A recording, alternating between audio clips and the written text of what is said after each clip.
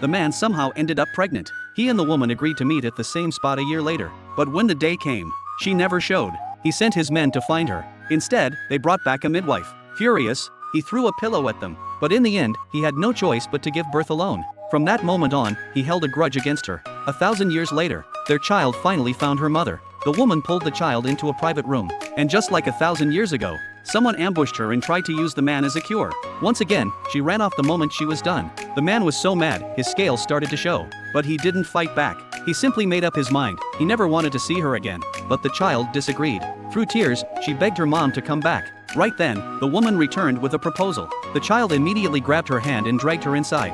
Then the boy grabbed the man's hand and smashed it onto the marriage seal, completely ignoring how the man felt. That same day, the stepmom showed up just to mock the woman for marrying a male model. Wanting to stand up for her mom, the child summoned seawater and dumped it right on the stepmom's head.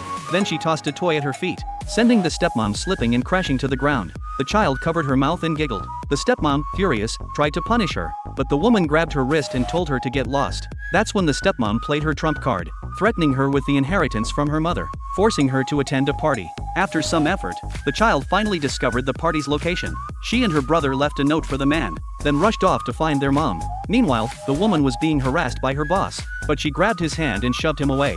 Still, he wouldn't let her go. Just then, the boy arrived and pushed the boss aside. But the stepmom started yelling at the woman, calling her useless. The girl had enough, she bit her hand. The stepmom shoved her toward the pool. Seeing this, the woman rushed to save the girl, but ended up falling into the pool herself. Without hesitation, the man dove in after her, desperately fighting his merman instincts from taking over.